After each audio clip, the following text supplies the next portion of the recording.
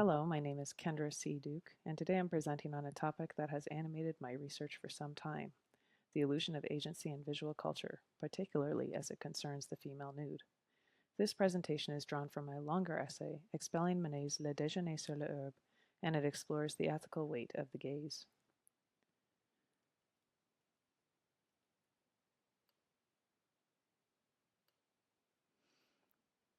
Manet's Le Déjeuner sur l'herbe was scandalous when it first appeared in 1863, and more than 150 years later it remains deeply unsettling. Two clothed men lounge casually while a nude woman sits beside them, meeting our eyes without shame. There is no mythological veil here, no softening allegory. Her nakedness is abrupt, modern, and deliberate. Some art historians have argued that the woman's direct gaze reclaims agency, and her confident posture subverts the viewer's power. But let's be honest, Manet was not a feminist. His repeated portrayal of woman as passive, available, or simply decorative, and his real-life interference with the career of Berthe Morisot suggests a man steeped in control, not subversion. A cup can only spill what it contains. What we're seeing here isn't empowerment, it's manipulation, dressed in the illusion of choice. And this illusion didn't start with Manet. Centuries earlier, Titian painted Venus of Urbino, the first major Western image of a reclining nude who meets the viewer's gaze. But this wasn't boldness for its own sake. The painting was commissioned as a wedding gift to teach a young bride how to embody her marital duties, including sexual availability. It was, quite literally, a visual guidebook for submission. Her gaze isn't revolutionary, it's instructional. So when we look at Manet's nude, who meets our eyes without fear, we have to be cautious. Her eye contact gives the illusion of presence, of self-possession. And because she looks back, many viewers feel absolved from asking what that gaze really means. We're invited to believe she's choosing to be seen, and that makes our looking feel less invasive. But I want to argue the opposite, that when a nude woman returns the gaze, she becomes even more objectified, not less. Because now we're not just consuming her body, we're consuming the illusion that she wants to be consumed. Visual culture scholar Martha Nussbaum explains that when artists depict the female nude, they're making a choice about where her eyes go, and that choice shapes how we, as viewers, feel entitled to look. If she avoids our gaze, we experience voyeurism. We're looking at her without being seen. But if she meets our gaze, as Manet's nude does, then we get something even more potent, scophilia. The pleasure of looking becomes infused with a sense that she wants to be seen, that she exists for our viewing. In both cases, she is objectified, but the illusion of agency in the direct gaze makes that objectification feel consensual. That's where the danger lies. The distinction here isn't subtle, it's foundational. When a female figure looks away, we feel like intruders. The act of looking is tinged with secrecy, maybe even shame. But when she looks at us, that shame dissipates. Suddenly, we're not voyeurs, we're participants. We're allowed to look because she appears to invite us in. And this invitation, I argue, is not freedom. It is curated illusion. It deepens the viewer's entitlement while masking the power dynamics at play. We see the same mechanism in modern media. Take Robin Thicke's Blurred Lines video. Fully clothed men are beside nearly naked women who look directly at the camera, smiling, playful, and confident. The lyrics, which suggest that a woman's no might actually mean yes, reveal the deeper message. Like Manet's painting, the woman's gaze is being used to make objectification feel like desire. Her nudity is framed as voluntary, even fun. And this manufactured confidence becomes a permission slip for the viewer. If she's enjoying it, how can it be wrong? But as we've seen, complicity in one's own objectification doesn't negate the harm. It makes it harder to see. Let's turn to two works that illustrate the evolution of the gaze in 19th century Orientalist painting, Slave Market by Jean-Léon Gérôme, and a nearly identical composition by Otto Pilny. Both paintings show a nude woman being inspected by clothed men, reinforcing power and gender hierarchies. In Gérôme's version, the woman avoids the viewer's gaze. Her head is turned away, her nudity exposed for assessment, her vulnerability heightened by her non-engagement. This creates a classic voyeuristic stance. We, the viewers, are not seen. We are invisible. We are allowed to look without being caught, and the painting subtly reassures us that this looking is permissible. But in Pilney's version, the woman stares back. She meets our gaze, and this changes everything. Her eye contact suggests awareness, maybe even strength, but her direct gaze doesn't free her. It seduces us into believing she is complicit in her own display. It makes her objectification feel consensual. This is the illusion of agency at work. When a woman appears to look back, the viewer no longer sees her as merely passive. Instead, her perceived subjectivity, her sense of self, her willingness, is folded into the act of consumption. The gaze is no longer just about her body, but her personhood. And it is this deeper objectification that makes the image more powerful and more ethically troubling. Today's social media platforms present an illusion of control. Women can choose their angles, captions, and filters, and on the surface, it appears they are shaping their image on their own terms. But beneath that surface is a structure designed for consumption. Platforms like Instagram and OnlyFans are built around visibility. They reward engagement, and engagement is driven by images that attract attention, particularly sexualized ones. While women may feel they are in control of their content, the system encourages a very specific kind of performance, one that aligns with long-standing expectations of how female bodies should appear and behave. Even on platforms marked as creator-empowering, such as OnlyFans, the reality is complex. The average income for a creator remains low, often under $200 a month, while the content they produce can be captured, redistributed, and stored indefinitely. What's more, there have been credible reports of coercion, trafficking, and abuse occurring behind the paywalls, making these spaces difficult to monitor and difficult to regulate. Even outside of these extreme cases, the broader cultural effects are significant. Numerous studies have found a correlation between repeated exposure to sexualized imagery and increased self-objectification, particularly among young women and girls. Viewing oneself through the lens of how others, especially strangers, might see them becomes habitual. In this context, value begins to feel tied to visibility, and boys too are affected.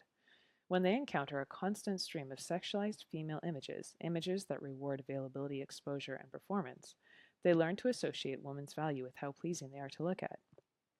Over time, this shapes expectations about gender, intimacy, and entitlement in ways that are deeply concerning. The woman who posts a sexualized image may not know who will view it or how it may be shared, saved, or interpreted. Consent in this context is complicated, not because the act wasn't intentional, but because the audience is unknowable. Even with the best intentions, the dynamics of control are difficult to hold on to once an image enters the online ecosystem. There is, in all of this, a larger pattern. What looks like autonomy often functions within systems that were not built to protect it. The underlying mechanisms of profit, performance, and audience expectation remains largely unchanged. The harm is not always immediate or dramatic, but over time, this steady association between exposure and empowerment reshapes how we see others and how we see ourselves. When objectification is framed as self-expression, it becomes harder to identify as cost. Kant's moral philosophy is grounded in the imperative that we treat others always as ends in themselves, never merely as means. When he writes, as soon as a person becomes an object of appetite for another, all motives of moral relationship cease to function, he names a specific kind of ethical failure, one in which the person before us becomes a thing to be used, not seen, not respected, but consumed. In representations of women, especially nude women, this danger is ever present. When a woman is portrayed without clothes and without eye contact, she becomes a passive object for the viewer's gaze. But when she looks directly at us, the illusion of mutuality sets in. The gaze simulates consent. It suggests that she is not only aware of being seen, but wants to be seen. And not just seen, known, taken, enjoyed. Her gaze becomes an offering, a whisper. You know she wants it. And this is where Kant's warning becomes most urgent. Eye contact is one of the most basic human signals of presence. When we meet someone's eyes, we are reminded of their subjectivity, their personhood. It is difficult, almost impossible, to fully dehumanize someone who is looking back at us. As Bell Hooks observes, the act of looking back has historically been denied to the oppressed because it resists objectification. It says, I am here, I am real. But in works like Le Dejeuner sur l'herbe, this visual signal is co-opted. The woman's gaze does not originate from her, it is given to her. It is written in for our benefit. Her eye contact simulates agency, but that agency is constructed entirely by the artist. The result is not that we are prevented from objectifying her, but that we are invited to do it more completely. Not just her body, but her perceived will is available for consumption. And this is the twist. The more personhood the image appears to show, the more thrilling it becomes to override it. The viewer doesn't just dominate her appearance, he dominates the illusion of her consent. The gaze becomes a portal through which moral restraint is not challenged, it is suspended. Kant would call this a collapse of the moral relationship, because even in fiction, how we are trained to look, how we are trained to interpret, shapes how we relate to real people. And when desire overrides recognition, when the act of looking becomes an appetite, the person disappears. What remains is a thing. Martha Nussbaum extends Kant's ethics by offering a detailed taxonomy of objectification, 7 ways that a person can be treated as a thing. These include instrumentality, denial of autonomy, inertness, fungibility, volubility, ownership, and denial of subjectivity. These categories aren't just philosophical abstractions. They map almost perfectly onto how nude female figures are created and consumed, especially when those figures meet our gaze. With instrumentality, a person is used as a tool for someone else's purpose. When a nude figure avoids our gaze, she is clearly presented for consumption. But when she looks back, when she appears to choose to be consumed, her entire perceived self is instrumentalized, not just her body. The viewer imagines that her will aligns with their pleasure. That illusion deepens the objectification. Denial of autonomy is closely related. A woman who isn't looking at us may appear unaware, but a woman who is looking at us while remaining still and exposed appears to be choosing this. The gaze becomes an illusion of consent, one the viewer can use to justify the act of looking. Inertness means treating someone as passive, lacking in agency. Eye contact doesn't erase that. It can even sharpen it. She is active only in the sense that she performs for our benefit. She is still fixed in the frame, posed for pleasure, and made to appear attentive to us. With fungibility, the woman becomes interchangeable, one of the many bodies offered for the same purpose.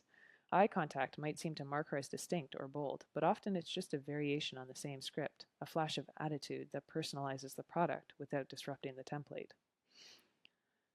Volubility is about boundaries. Eye contact collapses them. It creates a false intimacy, a sense that we're invited in, that she's open not just physically, but psychologically. It feels like access, even though what we're accessing is a fiction. Ownership follows naturally.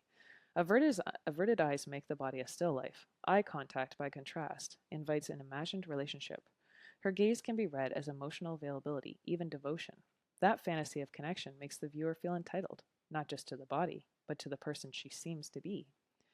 And finally, denial of subjectivity. The more we imagine what she's thinking, what she's feeling, especially if we project confidence, seduction, or playfulness, we overwrite her subjectivity with our fantasy. She appears vivid and personal, but in ways we control. This is what makes the illusion so potent. The viewer doesn't just consume a body, but a constructed self, and that construction flatters the viewer's power. This is exactly what Playboy understood. As Nussbaum writes, the magazine often featured women who were accomplished, athletes, scientists, public figures, but it stripped away all of that and presented only their naked bodies. The message was clear. Whatever she's achieved, whoever she is, for you, she is flesh. Her dignity, her intellect, her humanity are flattened, and the viewer is invited not just to see her body, but to dominate the person she was. This reduction isn't incidental, it's the point.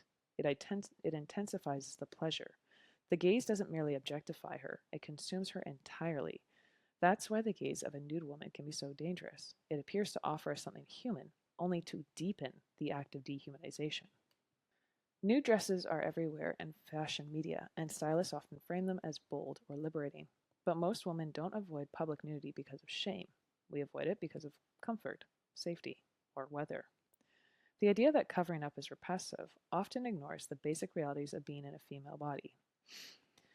More than that, these dresses are made for sample sizes, usually a US size 2 or 4, and tailored for specific bodies. The women we see in them are overwhelmingly young and thin. A plus-sized woman or a woman of color in the same outfit would be not treated the same way. The public doesn't respond with celebration, it responds with scrutiny. So who gets to feel empowered by this kind of exposure, and who gets punished for it? That's part of what makes this trend so disingenuous. Naked dressing claims to be for women, but functions largely to entertain, provoke, and sell just like le déjeuner sur l'herbe. Sex still sells. The only difference is that now the woman appears to be selling it herself. It is important to be clear, not all nudity is objectifying. In naturist communities, where everyone is unclothed, nudity is desexualized and deliberately de-commodified. No one's on display, but red carpets on Instagram are different. The nudity there is stylized, isolated, and engineered for visual impact. That kind of nudity is still a performance, and the audience is still largely male. The fact that the woman may have chosen the dress doesn't erase the structure in which that choice is interpreted. Consider the two women shown here, Rihanna and Bianca Censori. Rihanna's 2014 CFDA awards dress, sheer, crystal-covered, and instantly iconic, was a deliberate act. She's a businesswoman who understood exactly what the image would do. But while Rihanna appeared in control, the image itself was still subject to the usual mechanisms of consumption and commentary. It was shared, dissected, commodified. It didn't subvert the system, it fed it, just more strategically. Now compare that with Bianca Censori at the 2025 Grammys. She stood beside Kanye West in a sheer mesh dress, her body fully exposed while he was completely covered. Her expression was flat, her posture vacant. Her image did not project empowerment, it evoked concern. The asymmetry between their clothing said everything. This wasn't mutual expression, it was staged contrast. She became a visual accessory. In both cases, nudity is used as currency and their images are monetized. The viewer doesn't just see their bodies, they're invited to own them. And that's where the illusion of empowerment becomes dangerous. Because if a woman appears confident in her objectification, the viewer feels entitled to consume it, guilt-free. Her autonomy becomes part of the spectacle. And if she doesn't appear to suffer, we don't feel the harm. But that harm exists. The more these images are celebrated, the more they shape how women are expected to present themselves and how they are treated when they don't. This is what Simone de Beauvoir warned against when she distinguished between bad faith and oppression. Self-objectification, she argued, can be a moral fault if chosen freely, but when it is culturally enforced or structurally rewarded, it becomes a form of oppression. In this context, where women are encouraged to eroticize their own visibility and penalized when they don't, consent becomes blurry. It's not always clear whether women are choosing exposure or merely adapting to the social rewards it offers. And when self-objectification is rewarded, while complexity is erased, something vital is lost: dignity, and ultimately freedom. This brings us to what might be called the Stepford wife effect. The most seductive fantasy isn't just the passive woman. It's the woman who seems to want to be objectified, who looks directly at the viewer, seems calm, self-possessed, maybe even proud. Her gaze doesn't disrupt the male gaze, it completes it. Like a Stepford wife, she's perfectly tailored to meet the viewer's desire, all while appearing autonomous. She's not just a body, she's a fantasy of consent, curated to relieve the viewer of any ethical discomfort. And in doing so, she becomes the most objectified of all. The illusion of consent doesn't dissolve the male gaze, it intensifies it. When what we see in Manet's Le Déjeuner sur l'herbe isn't just a nude woman. It's a visual arrangement designed to make us feel comfortable consuming her. She meets our eyes as if to say, I'm here for you.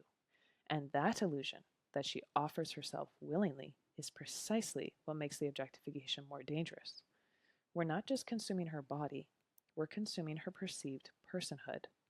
That structure hasn't disappeared. It has migrated from museum walls to phone screens. The nude woman who looks back at us, whether painted in oil or posed for Instagram, is still framed for consumption. And when she appears self-possessed or confident, we may tell ourselves there's no harm, but this is the trap. The more she appears to choose it, the harder it becomes to see the harm. The gaze feels mutual, but the power remains uneven. This illusion trains us. It conditions us to believe that if a woman appears to enjoy being seen, we are entitled to look, to interpret, to own. That illusion of agency becomes part of the pleasure, and in mistaking exposure for autonomy, we learn to reduce others and ourselves to images. This has real consequences. It shapes how boys learn to look at girls. It teaches girls that being seen is a form of worth. It dissolves boundaries between performance and self, and all the while it erodes the moral relationship we might otherwise hold with another human being. So let us stop mistaking exposure for agency. Let us stop confusing visibility with value. And let us begin to ask who framed the image, who benefits from the gaze, and what it costs us, not just in how we see woman, but in how we learn to see each other. I'll pause for a moment here.